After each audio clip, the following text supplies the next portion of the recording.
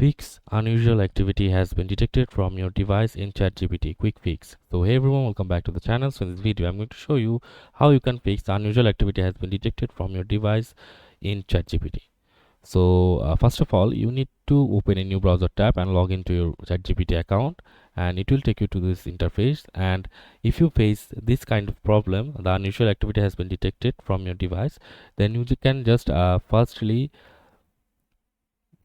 click on your name on the right upper side, and then you can just click on log out from your ChatGPT account, and then you can again log into your account, and this should fix your problem. So for login, we'll use continue with Google, and after clicking on continue with Google, it will directly log into my page. And the next solution is you can just see if there's any extension running on the background.